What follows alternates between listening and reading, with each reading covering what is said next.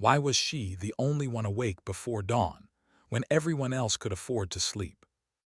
The Bavarian mountains were still wrapped in blue shadows when Fanny Green adjusted the strap of her worn equipment bag and pushed open the creaking door of the range shed.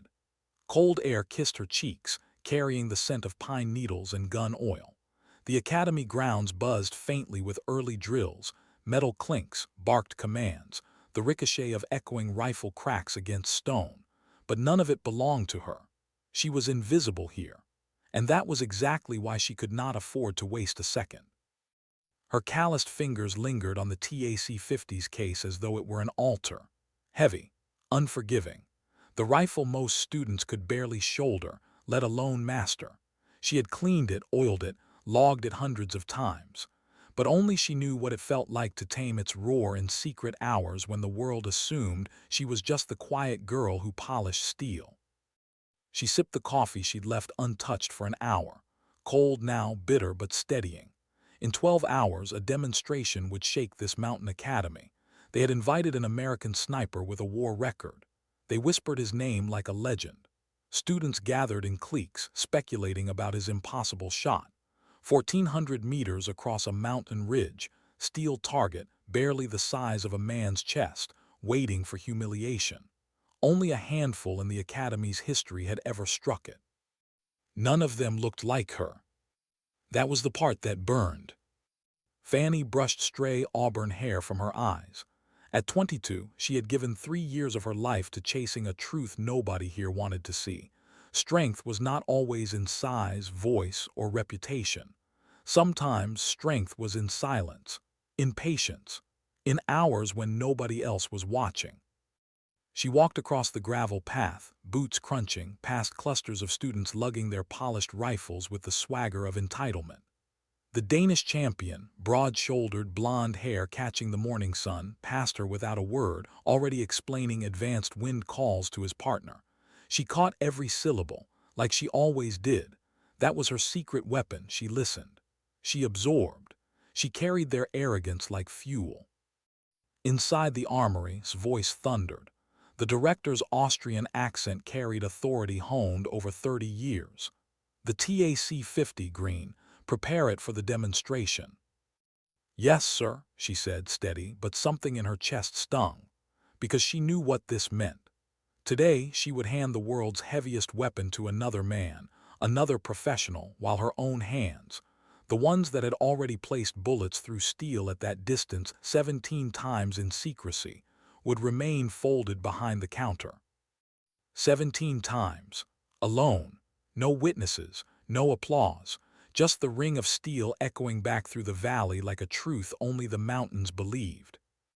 She pulled the rifle free, her movements precise, almost ceremonial. Every pin checked, every screw tightened, chamber clean to perfection. Around her, voices carried. They say this American hit 1,500 meters in Afghanistan. Finally, a real shooter, someone who belongs behind that rifle. And then the smug German whose family's money had paved his way through mediocrity snorted loudly. At least the sniper can handle it, better than someone who just polishes them. His eyes flicked to her with a smirk, a deliberate cut. Fanny didn't flinch, not outwardly. She knew how to stay stone, but inside, his words burrowed like glass because they weren't just his, they were everyone's. Every look, every dismissal, every conversation that went on around her instead of to her. She was furniture, permanent, unnoticed. And yet her journal back in her dorm, 400 pages of calculations, diagrams, wind patterns, atmospheric shifts, was more valuable than their entire training curriculum. Still, she said nothing. She carried the TAC-50 forward, logging the ammunition choices in neat handwriting. Match grade .50 BMG, hollow points with boat tails. She had already memorized how each batch performed. She could tell by smell which powder burned too fast in mountain air. She could tell by the brass sheen which rounds carried micro-imperfections. They thought she was only an assistant. They never realized she was an archivist of secrets. At 1000 hours, the crowd gathered on the observation deck. Sunlight burned off the mist, the target glinting on a far ridge, a tiny steel ghost across a mile of broken air. Students leaned forward, murmuring like pilgrims at a shrine. Fanny stood at the back, her clipboard in hand, pretending to belong nowhere. Then the legend arrived. Staff Sergeant Jake, 6'2", square jaw, broad shoulders, dark sunglasses, the kind of presence people call unshakable. He walked with the calm of someone who had killed men beyond the horizon and never missed sleep over it. When he spoke, explaining wind drift, elevation, density, and recoil, the crowd leaned closer, their eyes drinking in every syllable. But Fanny noticed the gaps. His words were textbook correct, but incomplete. He didn't know the thermal shadow that clung to the ridge in morning hours. He didn't know the microcurrents she had mapped on nights when her only companions were stars and the metallic tang of gun oil. He didn't know that the ridge itself bent the wind in ways invisible to conventional charts. When took his position, every breath in the crowd held. His form was perfect, his trigger pull immaculate. The rifle thundered, and the mountains carried the sound like a war drum. 6 inches wide, right of target. Students gasped, impressed, adjusted, cool, calm, fired again. 3 inches low. Applause, admiration, words of awe at his control, his strength. Fanny wanted to shout, "You're fighting the wrong variable," but she stayed silent, jaw tight. The third shot struck steel's edge, a glancing kiss. The crowd erupted, cheers, pride, whispers of history, but Fanny's pulse was ice. She knew she could have walked onto that line and split the target in two. She had already done it again and again. Instead, she stood in the back, pushed aside by when she leaned too close. "Could you move? We're trying to learn something here." Invisible, always invisible. After the demonstration, students clustered around, soaking in his words. Strength is everything. Upper body mass. Control the rifle or it controls you. Physics doesn't care about dreams. And heads nodded. Even Maria Santos, the Olympic hopeful who should have known better, murmured agreement. Even she accepted the myth that size defined range. Fanny clenched her fists behind her clipboard, because she knew strength was not muscle. It was method. It was timing. It was body weight shifted into recoil like dance, not fight. It was learning the heartbeat rhythm and pulling in the space between. It was turning limitations into edges. She walked back alone, past the rifles she had already mastered, past the men who never saw her as more than a shadow. That evening, when darkness wrapped the mountains, she returned. Silent steps, careful paths past patrols. She knew the grounds like her own skin. The shed door closed behind her with a whisper. Tonight it would be the TRG M10. Sensitive, temperamental, hated by most for its recoil quirks. She set it on the bench with reverence. Ammunition laid out, her notebook open. Her position was unorthodox, knees angled, core bearing weight, arms loose, not rigid. A stance that no instructor would have approved. But when she exhaled in rhythm with her heart, the sight picture froze like a photograph. The first shot, 800 meters, rang true, dead center. She logged every detail, temperature, humidity, drift. Her pen scratched like scripture. 1,000 meters, crosswind. Her fingers adjusted subtly, anticipating the shift she'd learned to trust like instinct. The bullet struck steel, perfect. She was not just practicing. She was rewriting physics, one entry at a time. Hours passed. The mountains swallowed the sound of her secret victories. By the time she cleaned and stored the rifle again, her notebook carried another 10 pages of precision the world would never see. Walking back through the quiet dorm halls, she felt the weight of secrecy pressing down. 3 years of silent brilliance. 3 years of exile in plain sight. And still, they thought she was nobody. But the mountain knew better, and soon they would too. What happens when the walls start whispering your secrets back at you? The morning after's demonstration, Fanny moved through the academy with the same invisible rhythm she'd perfected for 18 months. Head down, clipboard balanced, voice soft. But something in the air had changed. The hallways hummed with gossip, students rehashing the American's near-perfect shots, praising his strength, dissecting his explanations as though they were scripture. She listened quietly, noting every misinterpretation, every blind spot. But then's voice boomed through the intercom. "Assembly, main hall now." That was unusual. Fanny's pulse quickened. She slid into her usual spot at the back of the briefing room, notebook open, pen ready, as though her only role was to log equipment requests. But's face, usually granite and unreadable, carried tension. "Ladies and," he began, accent heavy, words clipped. "The International Precision Shooting Federation will be evaluating our academy next month." The room fell silent. Fanny felt her stomach twist. This wasn't just a checkup. The IPSF determined whether the Alpine Precision Academy kept its reputation, its prestige, its gateway to international competitions. Without certification, this mountain would lose its crown. Explained. They will assess technical knowledge, environmental calculations, equipment proficiency, and shooting accuracy at multiple ranges. Only the highest standards will ensure our future. The students leaned forward, eyes gleaming with opportunity. Fanny's heart pounded. Those were her domains, her private obsessions. The wind maps, the ammunition logs, the hidden pages of her shooting journal. Everything she had bled into quietly for years aligned with these criteria. But she wasn't a student. She wasn't supposed to exist in their ranking. She was a shadow with a mop and an oil rag. Raised his hand, voice smooth with confidence. "Will the evaluation include extreme long-range shots, 1,400, 1,500 meters?" Snod was grim. "Yes, under variable environmental conditions." Excitement rippled through the room. Voices rose, calculations, strategies, boasts.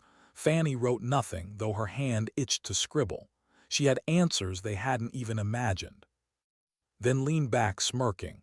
"The equipment section should be easy. Maintenance, cleaning, that's child's play." Laughter from his circle of friends. Fanny's jaw tightened. Who stripped rifles carelessly, who begged her weekly to recalibrate his optics, now sneered at the very skills she lived and breathed. Maria Santos, more serious, frowned. "The ballistics theory will be harder. Environmental effects, density, altitude, humidity calculations. They'll test us on advanced factors." Fanny nearly laughed. Maria memorized tables, yes, but she'd never traced how microclimates bent trajectories in ways charts could not predict. She'd never spent midnight hours logging the invisible. And ever the golden boy chimed in. "At extreme ranges it's biology, size, strength. Physics favors those with mass." His companion nodded. The words stabbed deeper than insults, because they weren't malicious, they were simply certain, certain she couldn't exist. Later, during inventory, she found the memo that changed everything. Buried in the paperwork, stamped with urgency, support staff would also be assessed. Not just students, every academy member. Ballistics knowledge, equipment maintenance, environmental calculations. And her breath caught. Exceptional performance from any staff could positively affect the academy's score. Her hands trembled over the paper. For the first time in 3 years, possibility cracked the wall, not as a student, not as a competitor, but as herself. That night in her dorm, she spread her journals across the narrow bed. Page after page of wind diagrams, humidity corrections, bullet velocity charts, positions sketched in shaky pencil. Proof. Proof of years no one had seen. She whispered to herself in the dark, "This is my chance." But fear coiled alongside hope. Recognition meant exposure. Exposure meant questions. And questions meant logs, discrepancies, ammunition counts, breadcrumbs leading back to nights she shouldn't have been on the range. She had built her expertise on stolen hours. If they looked too closely, they would see not a genius but a thief. The next morning she tested the waters. She requested a private meeting with under the pretense of discussing equipment readiness. He sat stiff behind his oak desk, weathered face skeptical, eyes sharp. "What is it, Mademoiselle Green?" She laid out technical recommendations. Calibration adjustments for extreme range rifles, ammunition batches best suited to local microclimates, predictive maintenance schedules that accounted for barrel harmonics. She spoke carefully, measured, as though revealing only a fraction. His brow furrowed deeper with each point. Finally, he leaned back.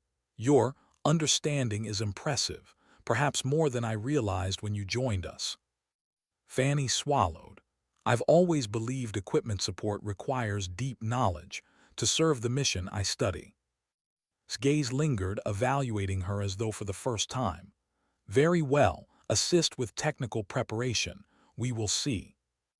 It was the smallest opening, but for her, it was sunlight through stone. And sunlight attracts shadows. During a ballistics review session, Maria Santos struggled with humidity corrections.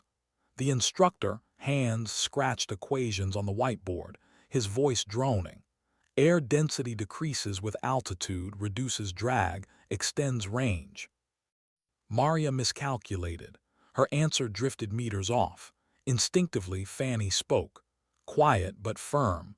"Humidity lowers density more than the tables show at this altitude. The correction factor's wrong." Heads turned, froze, chalk hovering. He recalculated. She was right. His expression darkened, confusion shading into unease. "Where did you learn this?" Fanny's cheeks burned. "I study advanced texts to support the academy." It was true but incomplete, and everyone knew it. From then, suspicion sharpened. During maintenance drills, her corrections outpaced instructors. During calculation reviews, her answers came faster, more precise. Students noticed, whispered. Cornered her after class, voice edged with accusation. "Green, you know a lot for someone who's never touched the firing line. Where exactly are you learning this?" She forced calm. "I read, I observe." Sneered. "Oh, sure. You learned precision shooting from books." The laughter was brittle, but the danger was real. Hand's questions grew sharper. "Mademoiselle Green, logs show ammunition use exceeding recorded training. Maintenance records suggest rifles fired more often than scheduled. Can you explain?" Her stomach clenched. "Routine testing, function checks, accuracy verifications." His eyes narrowed. "Extensive then, very extensive." Her balance was collapsing. Recognition, the thing she had dreamed of, was a blade double-edged. The more they saw, the closer they crept to the truth. She had been breaking rules for years. That night in her dorm, she stared at her journals spread across the bed again. Pages inked with brilliance, but also evidence. Every number a confession, every diagram a crime.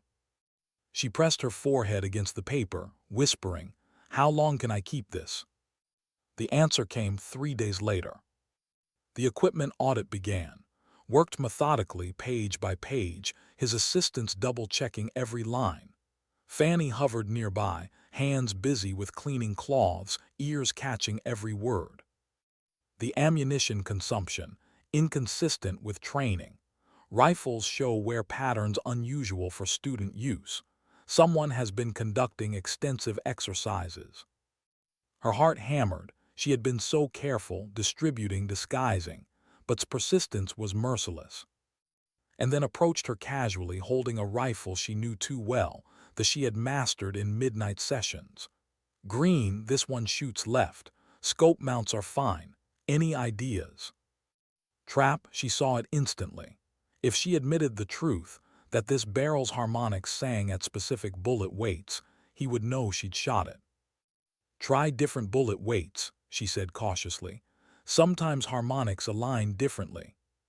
His eyes narrowed. "Too advanced, too practiced. Where did you learn that?"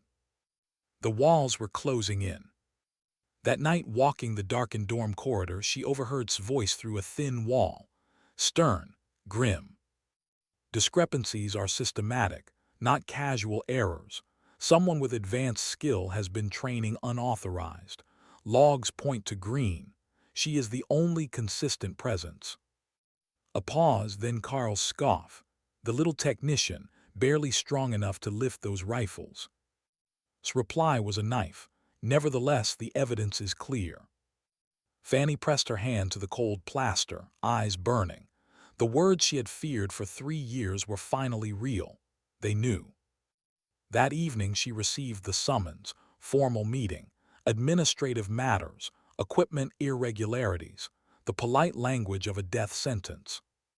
She sat in her room, staring at the journal that contained everything, her brilliance, her crimes, her truth. She thought of applause, of smirk, of Maria's acceptance of biology as destiny. She thought of the steel plates across the ridge that had sung back her name 17 times in secret. And she made her decision. If they were going to take everything, she would not go down as a thief in the shadows. She would go down as the one who proved them wrong. She would show them the impossible. That night she prepared, ammunition hand-loaded, targets calculated, her journals distilled into a plan. She mapped every variable for morning light, wind patterns, humidity shifts. She set her sights not on survival but vindication. Because tomorrow they would see her, whether they wanted to or not. How do you defend yourself when the truth is both your crime and your salvation? The summons had been clear, typed in stiff administrative language and slid under her door. Meeting, director's office, 700 hours, concerning equipment usage irregularities. Fanny barely slept. Instead, she spread her journal across the desk and traced her own handwriting with trembling fingers. 3 years of numbers, sketches, theories, every page a secret she wasn't supposed to own. Every line of ink both proof of her genius and evidence of her betrayal. When dawn broke pale over the Bavarian peaks, she tucked the journal into her bag and walked towards office. Her boots echoed on the cold stone corridors, steady despite the storm inside her chest. She expected interrogation. She expected dismissal, maybe even expulsion. What she didn't expect was calm clarity. If they were going to strip her of everything, she would show them what that everything meant. Sat stiff behind his desk, silver hair combed back, uniform immaculate. Hands hovered nearby with a file tucked under his arm, his sharp eyes flicking between notes and Fanny's face. Mademoiselle Green began, his accent thicker than usual. We have identified serious irregularities in equipment logs, ammunition usage unaccounted for, rifles checked out during unauthorized hours, where patterns inconsistent with documented training. You understand what this means? Yes, sir, she said evenly. You admit it, pressed voice sharp. Fanny's gaze didn't waver. I admit I used the equipment, without authorization, but before you decide on punishment, I need to show you why. His eyebrows rose. Surprise cracked through the granite. This is not a negotiation. You violated policy. I did, she said quietly. But the Academy's interests might be better served by seeing what those violations produced. The silence that followed felt like the pause before a trigger breaks. Frowned, lips pressed thin, leaned back, studying her as though for the first time. And what, he said finally, do you think you can demonstrate that justifies years of deception? Fanny set her journal on the desk, open to pages dense with formulas and diagrams. Her hand trembled slightly, but her voice did not. 3 years of systematic preparation, ballistics calculations beyond standard programs, ammunition modifications, shooting techniques adapted for physiology instead of brute force, environmental maps of this range that no one else has.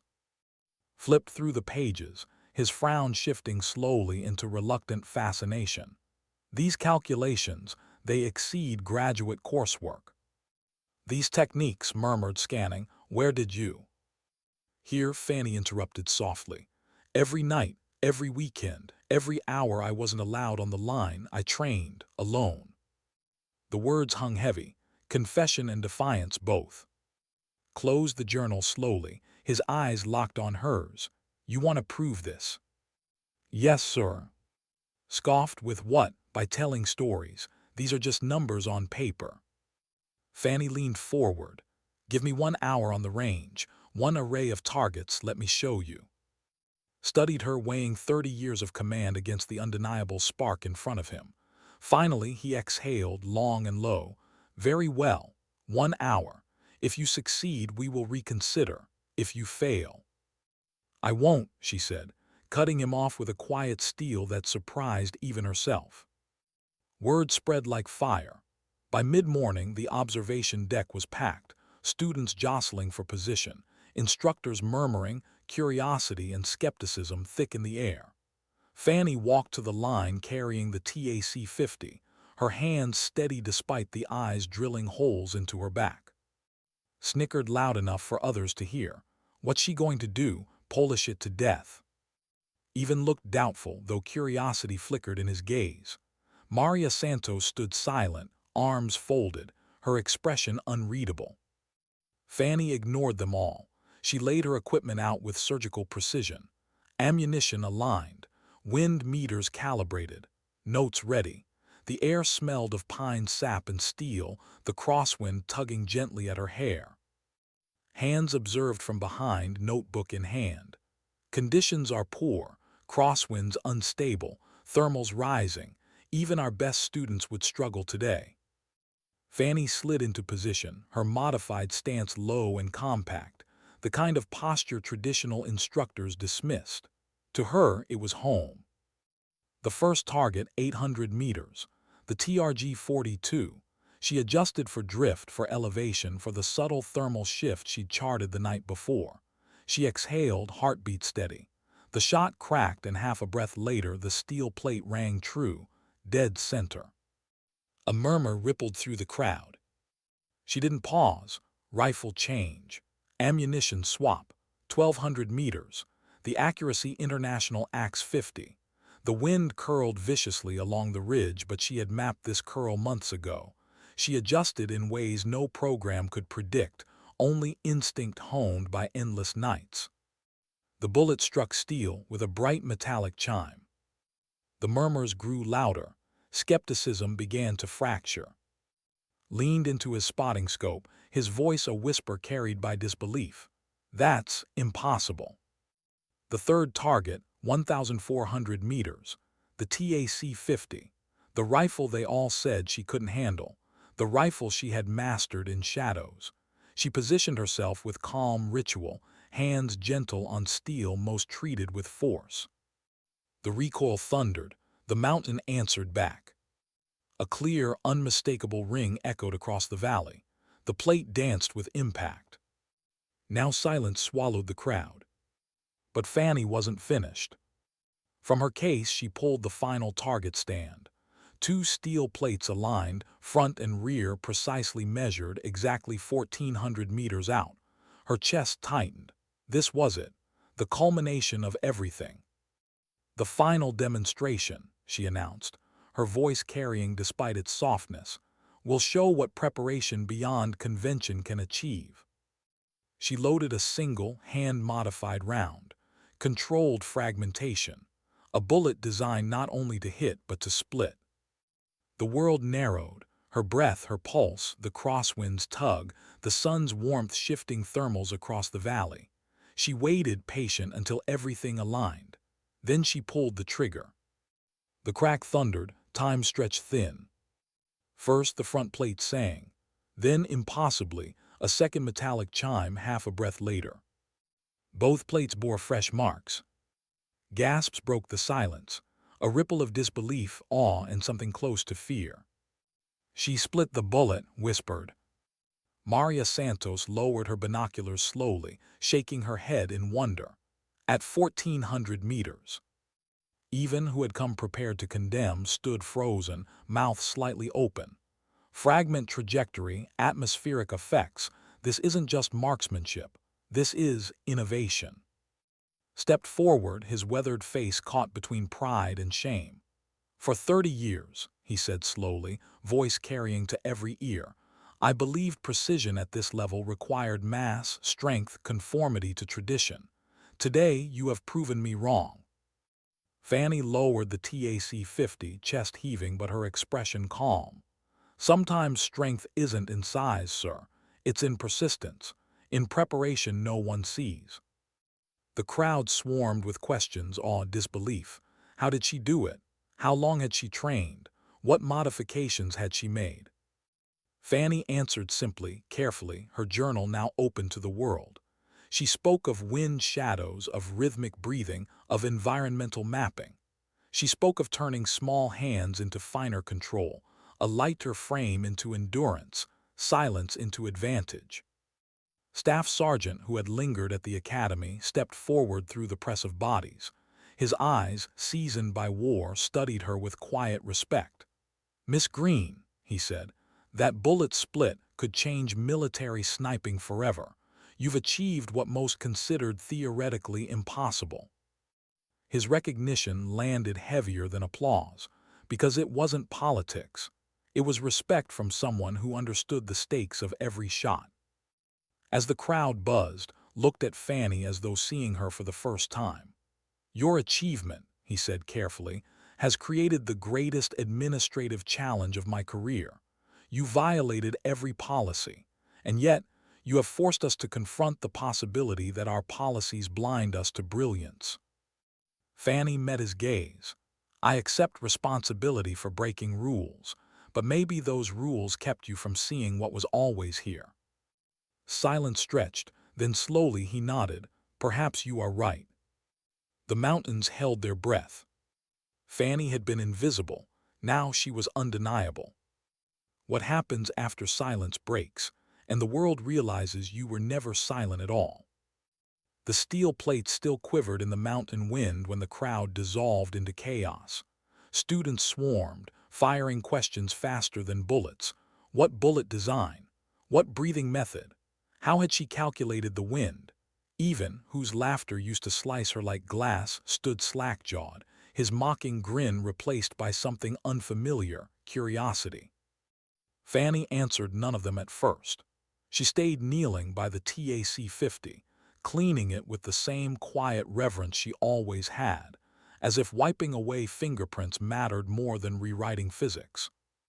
But inside her chest burned, relief, vindication, fear, all twisted together.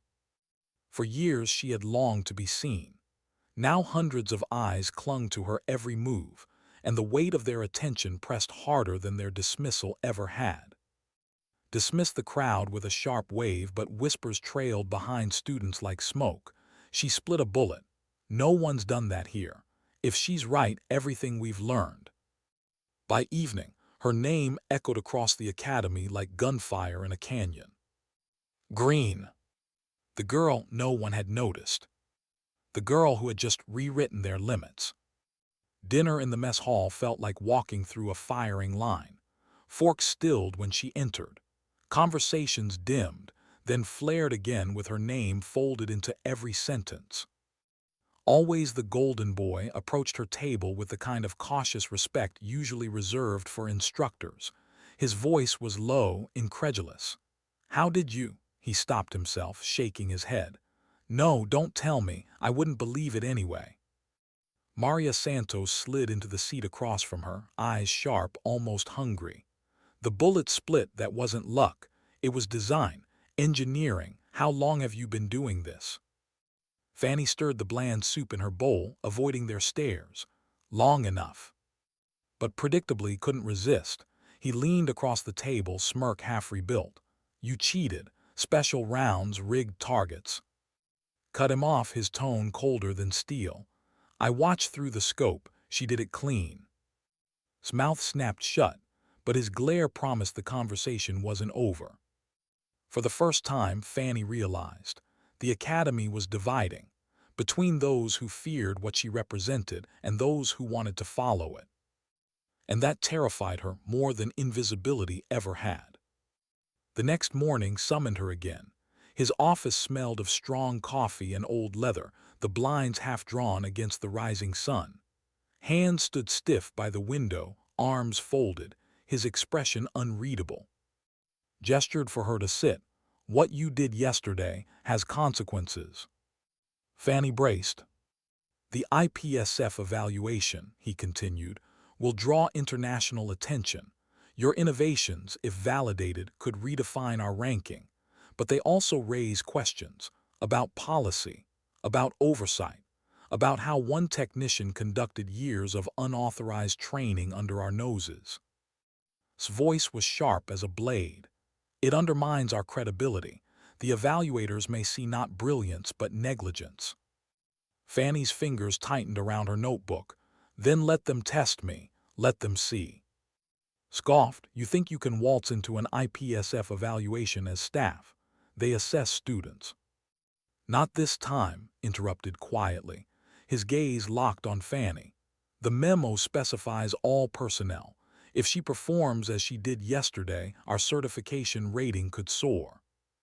His eyes narrowed, or collapse if she fails. The silence stretched, finally leaned forward. Mademoiselle Green, I will permit you to participate in preparations, but understand this, you are under scrutiny. One misstep, one sign of arrogance, and the academy will cut you loose.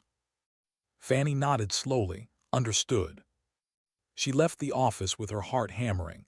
Not rejection, not dismissal, but not acceptance either. She was a gamble now, a weapon they weren't sure was safe to fire. Training sessions transformed overnight. Where once she had hovered on the edges, now she was pulled into the center. Students asked questions she had no official right to answer. Instructors tested her knowledge in front of peers, probing for cracks. During one session on atmospheric correction, Maria Santos struggled again with humidity factors. The instructor repeated textbook formulas. Maria bit her lip, numbers sliding wrong across the page. Fanny leaned over, almost without thinking. At this altitude, water vapor lowers density more than the tables suggest. Adjust your coefficient. Maria recalculated. The new result snapped perfectly into alignment. Her eyes widened. How did you? The instructor cut in, voice tight. That's not in our curriculum. No, Fanny said softly, but it's in the air every night. The room fell silent. For the first time, Maria looked at her not as a rival, not even as a miracle, but as a teacher. But visibility came with danger. Once dismissive, now tested her with questions designed to corner her. Barrel harmonics, he challenged during a maintenance session. Why would one rifle consistently shoot left despite perfect mounts? She knew the answer, she had lived it, but every truth risked revealing her secret nights. She tread carefully. Sometimes bullet weight interacts with the barrel's natural vibration. A different grain can realign it. His eyes sharpened. Advanced knowledge, too advanced for theory alone. Where did you learn that? Before she could answer, cut in, loud enough for everyone to hear. She's lying. She's been shooting behind our backs. Everyone knows it now. The words sliced the air like a shot.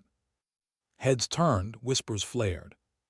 And Fanny's heart lurched, because wasn't entirely wrong. That night, alone in her dorm, she opened her journal again. She ran her fingers over pages inked with brilliance and betrayal, over diagrams of bullet paths that could damn her as easily as they could elevate her. What if they dig deeper, she thought. What if they see the hours, the ammunition, the nights I stole? Her chest tightened. Recognition was everything she had wanted, but recognition also meant exposure, and exposure meant ruin. She closed the journal gently, as though it were fragile glass. Outside, the mountain wind howled like a warning. 3 days later, the audit began in earnest. Moved through logs with forensic precision, his assistants cross-referencing every line. Ammunition counts, rifle wear, range times. And every discovery dragged her closer to the edge. These discrepancies, muttered loud enough for others to hear, suggest extensive training outside authorized sessions. This isn't clerical error. This is deliberate. Students overheard. Rumors spread faster than wildfire. Some whispered admiration. Secret training meant dedication. Others whispered condemnation. She was a fraud, a thief of academy resources. By evening, her name was no longer a secret miracle. It was a debate. Grain, genius, or cheat? That night, Fanny walked past the darkened armory, her reflection faint in the glass cases of rifles she knew like old friends. She pressed her hand to the cold surface, whispering to herself, "I didn't cheat. I prepared." But the mountain gave no answer. The next morning, the air in the briefing room felt electric. Students gathered, eyes darting toward her, conversations dropping when she entered. Stood at the front, face stern. "The IPSF evaluation will not wait for our doubts. Every one of you must prove not just skill, but integrity. Remember, our academy's reputation is on the line." His eyes lingered on Fanny, just long enough for everyone to notice. She sat, notebook balanced on her knee, her pulse hammering in her throat. Because she knew. The real test was no longer the IPSF. It was whether the academy itself would ever let her belong. What do you do when every page of your own handwriting becomes evidence against you? The equipment audit stretched into its third day, and each hour felt like a countdown. Hands prowled through the logs with relentless precision, his pen scratching like a bayonet on paper. Ammunition tallies, maintenance notes, checkout times. Every discrepancy became a nail in a coffin that hadn't yet been built, but Fanny could already feel its weight pressing down. She kept her hands busy, polishing bolts, checking optics, aligning scope levels. To anyone watching, she looked like the quiet technician she had always been. But inside, her pulse thudded like a war drum. "The consumption patterns are peculiar," remarked to his assistant, his voice pitched just loud enough to reach her ears. "Not random, systematic. Someone been conducting extensive shooting exercises outside of documented training." The word stabbed, he was closing in. Fanny glanced at the rifles in their racks, each one a silent witness to her secret life. The M10, the TRG-42, the TAC-50, her companions, her conspirators. Their barrels bore the faint echoes of her fingerprints, the invisible wear of her persistence. She had thought she was careful, spreading the usage across systems, logging test firings under vague categories, hiding extra rounds in disposal bins, but his methodical approach stripped away every disguise. And the worst part, he wasn't wrong. That evening approached her in the maintenance bay, carrying the she knew too well. His voice was deceptively casual. "This rifle pulls left," he said. "Mounts are aligned. What do you think?" Trap, she saw it instantly. The truth pressed at her lips. The barrel's harmonic resonance shifted at certain bullet weights, something she discovered through weeks of practice.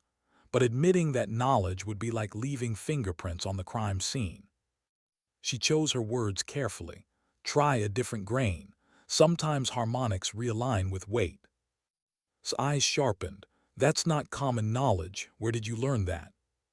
Her silence stretched too long. He smiled, but it wasn't friendly. "Thought so." When he left, her knees trembled, though she hadn't moved. Rumors thickened like fog. By the second week of audits, her name was no longer spoken with awe but suspicion. "She's been training at night. She stole academy rounds. She's a fraud." Others defended her. "She hit 1,400 clean. She split a bullet. Even if she broke rules, she's better than all of us." The academy was split in two, and Fanny stood at the fracture.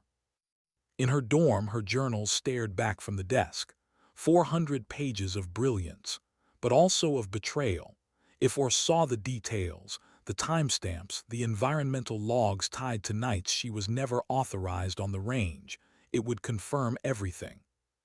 She ran her hands over the pages, the ink grooves rough under her fingertips.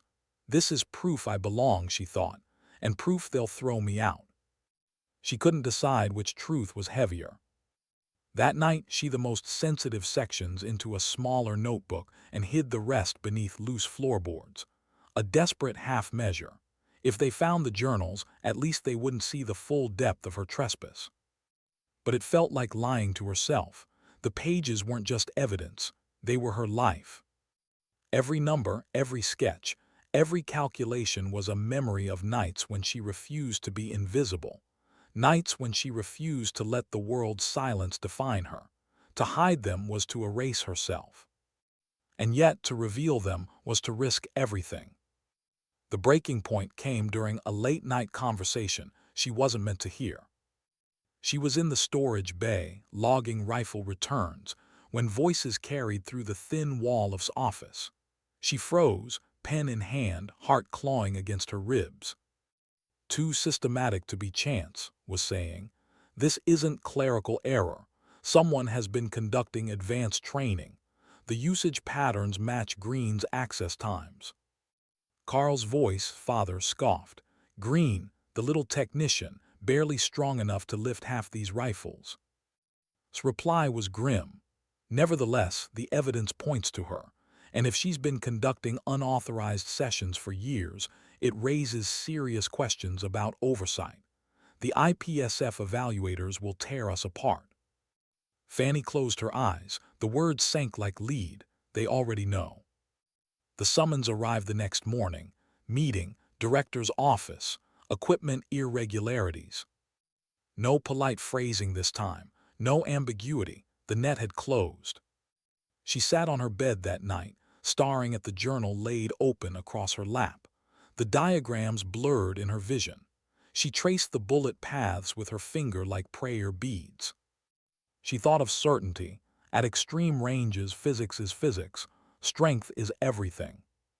She thought of easy dismissal. It's biology. You need mass. She thought of sneers. Maria's quiet acceptance, doubt. She thought of the 17 shots she'd placed on that ridge in silence, when no one believed she could even lift the rifle. She whispered into the empty room, "I am not a thief. I am not a fraud. I am what they refuse to see." And then, for the first time, she made a choice not out of fear but defiance. If they wanted a confrontation, she would not crawl. She would stand. She gathered her notes, ammunition samples, calculations for controlled fragmentation, environmental charts of the ridge at dawn. She packed it all into a single, careful folder. If they dragged her down for trespass, she would drag them up with truth. She would not beg, she would not plead, she would demonstrate. Dawn broke sharp and cold. The mountain peaks burned pink in first light. Fanny walked to his office with her folder tucked under her arm, her step steady, her jaw tight.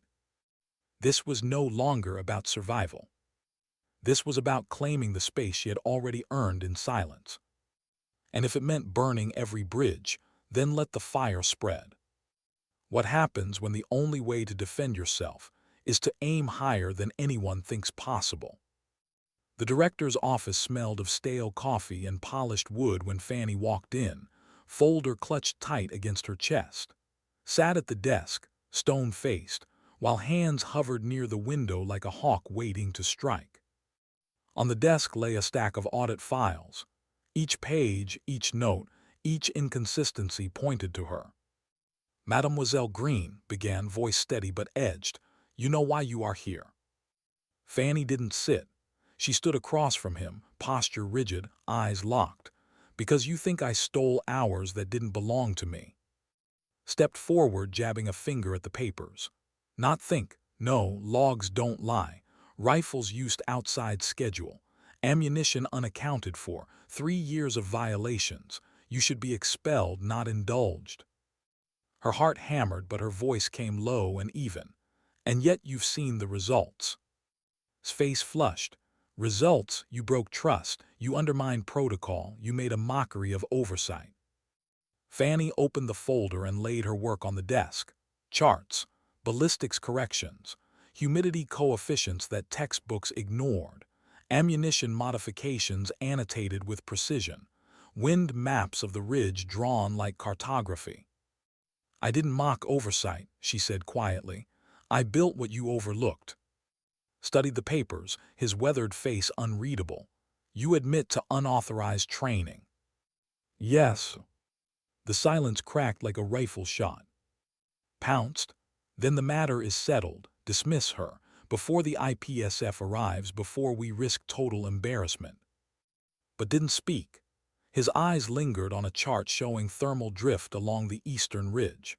The detail was extraordinary. Temperature gradients mapped hour by hour, deviations marked against actual strike points. Finally he exhaled. How long did this take? Fanny swallowed. 3 years. Scoffed. 3 years of theft. 3 years of preparation, she countered. Her voice sharpened, cutting through the air. You've all said strength is everything. That biology decides who belongs here, but strength didn't split that bullet. Preparation did. His gaze flicked between her and the folder. His jaw clenched, then loosened. And what do you expect from this? Forgiveness?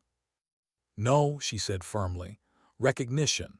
A chance to prove that what I've built can serve the academy, not shame it. Laughed harshly. You think IPSF evaluators will accept a staff technician rewriting doctrine? They'll see recklessness, a liability. Fanny's pulse raced, but she stepped closer.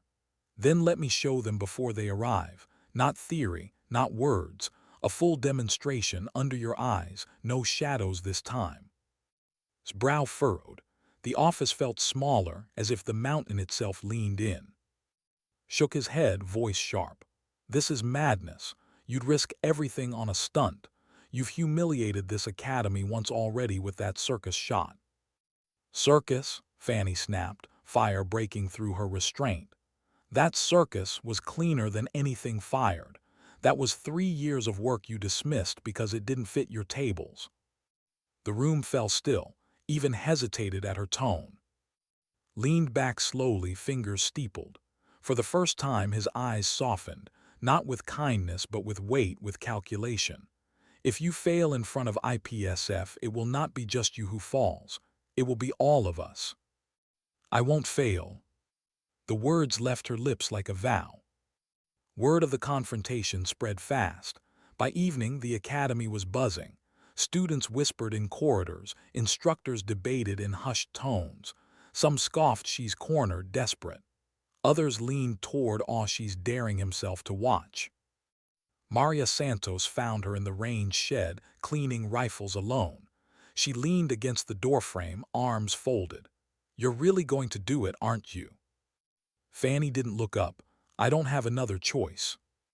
Maria stepped closer, her voice softer now. You realize if you fail, they'll erase everything. Not just your work, you, like you never existed. Fanny set the rifle down gently, her hands steady despite the weight in her chest. They've been doing that for 3 years. At least this time I'll go down trying. Maria studied her for a long moment, then nodded. Then don't go down. Don't give them the satisfaction. The next morning assembled a small group on the range. Instructors, senior students, arms crossed, skepticism carved into every line of his face. The air was thin, sharp, the sky a pale sheet of blue. Targets were set across distances, 800, 1200, 1400 meters, steel glinting faintly in the sun. Fanny stepped onto the line carrying her notes, her rifle, and the calm of someone with nothing left to lose. His voice carried, "This is not official evaluation. This is your chance, Green. Impress me or confirms doubts." She nodded once, slid into position. The first shot, 800 meters, easy compared to what she had done in secret. She adjusted calmly, fired, struck steel dead center. No murmur, no awe, just acknowledgement. The second, 1200 meters, crosswind tugging. She corrected, breath squeezed. The plate sang again. The third, 1400 meters, the distance that had made her invisible for so long. She steadied her pulse, calculated the thermal drift she knew by heart, and fired. Steel rang out, clear and final. But this time she didn't stop.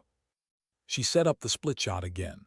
2 plates in line, the same impossibility that had stunned the academy before.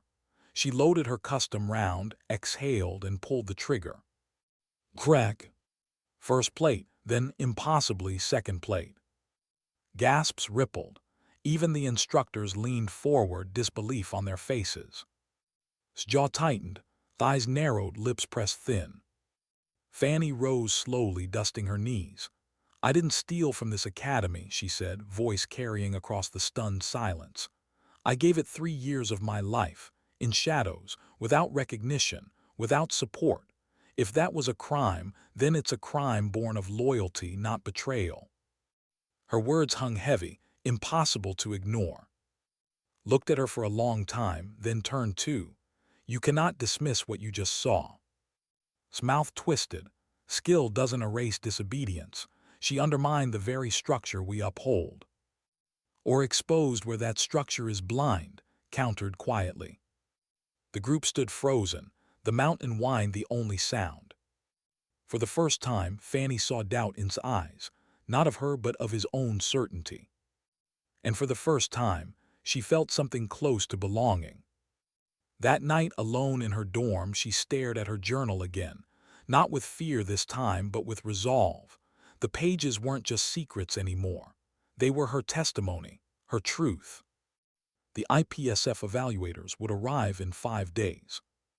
And when they did, she would no longer be the invisible girl with a clipboard. She would be the one who forced the world to look. How do you stand tall when the world is waiting for you to fall? The IPSF convoy rolled into the academy grounds at dawn, engines rumbling against the crisp mountain air. Black SUVs, tinted windows, insignias on the doors. Out stepped 3 evaluators, 2 men, 1 woman, dressed in civilian coats but carrying themselves with unmistakable authority. Their eyes scanned the grounds with the cool detachment of people used to weighing futures in silence. The entire academy assembled in the courtyard, lined up in rigid rows, stood at the front, posture immaculate, hovered just behind, his expression carved into stone. When the evaluators introduced themselves, their words were brief, clinical.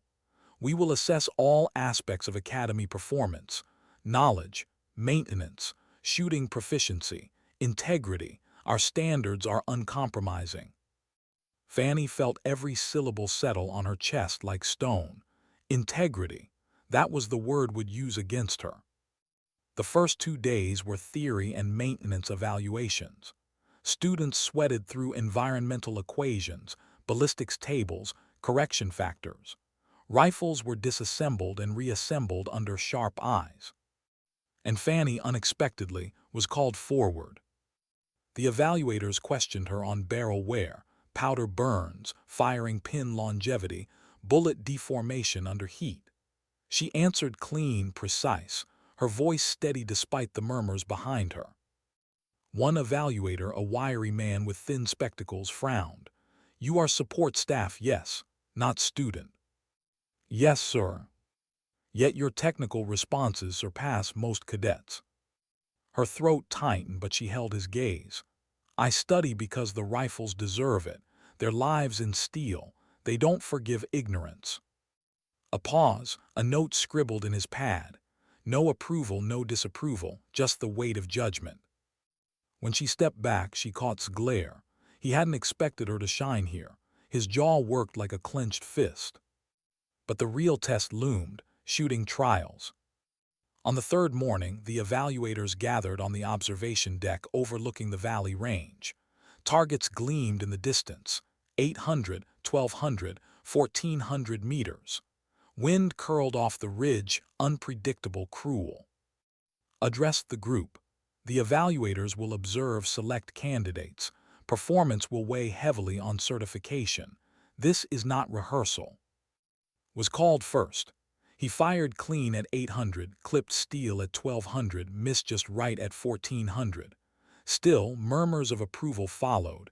He was strong, confident, competent. Maria Santos followed. A steadier hand, more patient. 2 clean strikes, 1 miss. Respectful nods from the evaluators. Then, unexpectedly, the lead evaluator spoke. We have been informed of irregularities, of one member of staff whose involvement is unconventional. We wish to see this person on the line. Every head turned. Fanny's breath caught. Stepped forward instantly. That is unnecessary. She is not a student. But the evaluator's eyes had already locked on her. Miss Green, step forward. A ripple of whispers coursed through the crowd. Fanny felt her legs move before her mind caught up. Her boots struck gravel with steady rhythm, though her chest felt like it might collapse. She picked up the TAC-50, the rifle that had been both her weapon and her secret. Hissed toward low but sharp, "This will destroy us." Said nothing, his silence was permission. The ridge stretched vast and merciless in front of her. The wind tugged, shifting in invisible eddies she alone had charted for years. She slid into her compact stance, ignoring the weight of hundreds of eyes. She whispered to herself, just the mountain, just the steel, nothing else. First target, 800 meters. She adjusted, breath, fired. Steel sang instantly, a clean start. Second, 1,200 meters, crosswind heavy. She corrected, fired, strike again, murmurs rippled. Third, 1,400 meters, the shot that defined her. She steadied, exhaled, timed the thermal drift like a conductor waiting for his orchestra. The rifle roared. Steel rang out, echoing across the valley. Gasped a few cheers, the jaw clenched. The evaluators leaned forward, interest breaking through their cool detachment. But she wasn't finished. She set up the final test herself. 2 plates aligned, one behind the other, the impossible demonstration. The evaluators frowned, exchanging glances. One asked, "This was not on the schedule." Fanny's voice carried, low but steady, "No, but it is what I came here to show." She loaded her custom round, hand trembling only slightly. Every breath, every calculation, every night in silence led to this. She exhaled, pulled the trigger. The mountain cracked with sound. Front plate, then impossibly rear plate. 2 metallic chimes. The crowd erupted. Students gasped, shouted, swore. Maria covered her mouth, eyes wide, stared through his scope as if reality itself had shifted. Even the evaluators, trained to neutrality, couldn't mask their astonishment. The woman among them whispered, almost involuntarily, "At 1,400, with fragmentation." Fanny lowered the rifle, chest heaving. Not luck, preparation. The silence that followed was heavier than the cheers. Because this wasn't just skill. It was proof. Proof that the Academy's limits weren't where they thought. Proof that strength was not size but persistence. Proof that an invisible woman had redrawn the line they had sworn was physics. The evaluators scribbled furiously in their notes. One muttered, "If validated, this is unprecedented." But stepped forward, voice sharp as steel. "Unprecedented doesn't erase dishonor. She broke rules. She stole resources. She betrayed oversight. Will you certify a fraud?" The words cut the cheers short. Silence fell again. His face was unreadable. The evaluators exchanged glances, whispers curling between them. Fanny stood on the line, the mountain wind lifting strands of her hair, her rifle still warm at her side. She didn't speak, she couldn't. Because the truth was out now, and truth was heavier than any rifle she had ever carried. That night the Academy buzzed like a storm. Some students celebrated her as a pioneer. Others hissed that she had cheated them all. Instructors argued in closed rooms, stayed silent, locked behind his office door. And Fanny sat in her dorm, her journal open, her hands trembling. For the first time, she wondered if brilliance was enough. Because tomorrow, the evaluators would decide. And their decision wouldn't just shape the Academy. It would shape whether she was remembered as a visionary or erased as a fraud. What happens when the world finally sees you, but doesn't know what to do with what it sees? The evaluators gathered in the main hall the next morning, their presence heavy as stone. The entire Academy assembled, students lined in neat ranks, instructors at rigid attention. Stood at the front, jaw set, hands clasped behind his back. Paced near the wall, eyes sharp, as if waiting for blood. Fanny sat near the back, her notebook closed on her lap, fingers curled tight around its edges. The echoes of her shots still lived in the valley, but echoes fade. Now came judgment. The lead evaluator, the man with thin spectacles, stepped forward. His voice carried without effort. "We have completed our preliminary assessment. Your academy demonstrates strong technical knowledge, adequate environmental understanding, and above-average maintenance standards. Shooting proficiency is competitive. Murmurs rippled through the students. Competitive wasn't excellence. Jaw tightened. Then the evaluator's eyes swept the room, landing deliberately on Fanny. However, he continued, we also witnessed an unprecedented display, a demonstration that, if confirmed, could redefine long-range ballistics practice. Miss Green's performance is extraordinary. The air shifted. Dozens of heads turned toward her, whispers flaring. Cut in, voice sharp. Extraordinary, yes, but achieved through years of unauthorized training, through deception. That is not excellence, that is dishonor. The evaluator's gaze didn't waver. Discipline is the backbone of institutions, but innovation is the blood that keeps them alive. The question is whether her actions represent betrayal or devotion taken to extremes. The words struck like thunder. Fanny's heart pounded. She wanted to speak, to defend herself, but she stayed still, because whatever she said now would be swallowed as excuse. Her work, her shots would have to speak louder. The woman evaluator rose next. Her tone was calm, almost kind. We reviewed Miss Green's notes. They are meticulous, methodical, years of observation, calculation, and correction. Yes, they were born of broken rules, but also of persistence few possess. It is not our role to erase genius simply because it arrives unconventionally. A wave of unease rippled across the hall. Maria Santos's eyes shone with pride, stared down at his boots, conflicted, muttered something under his breath that sounded like poison. Barked, you reward insubordination. You destroy the foundation of every cadet standing here. And finally spoke. His voice was low, but it cut through the noise like a blade. For years, he said, I believed discipline was everything, that strength was muscle, that rules kept us sharp. But yesterday I watched a young woman split a bullet in two at 1,400 meters, not with strength, not with privilege, with preparation, with patience, with silent, stubborn persistence. He turned toward Fanny, his eyes heavy with something she had never seen in him before, not approval, not absolution, but respect. You broke my rules, Green, but perhaps my rules were too narrow. The hall went still. The verdict came in measured words. The IPSF will certify this academy, the lead evaluator announced, and we will note Miss Green's demonstration as exceptional. Further review will determine its inclusion in official records. Regardless, her contribution has elevated our evaluation. Relief swept through the hall. Students exhaled, tension breaking into chatter. Certification secured, prestige intact. But Fanny barely heard them. The evaluator's words hadn't named her a student or a cadet or anything more than staff. They hadn't promised her future, only acknowledged her existence.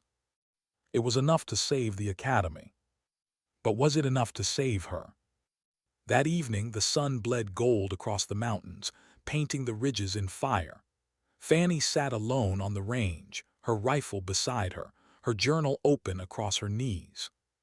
For the first time, she didn't write. She just looked at the pages, at the years poured into ink, and wondered if she had finally emptied herself into the world. Footsteps crunched behind her. She turned to see Maria approach, carrying 2 mugs of coffee. She handed one over without a word and sat beside her. They drank in silence, the mountain wind brushing their faces. Finally, Maria said softly, "They'll never forget what you did. Not the evaluators, not us." Fanny shook her head. "They'll argue about it, they'll file it in reports. Some will call it brilliance, some will call it cheating, and in time they'll forget my name." Maria's gaze stayed fixed on the horizon. "Maybe, but they'll remember the shot." The words lingered. Fanny closed her journal and rested her hand on its cover. For years, she had lived in shadows, chasing recognition. Now, after all the fire and judgment, she understood something different. Recognition wasn't applause. It wasn't being seen in the spotlight. It was the steel ringing back across a valley, undeniable.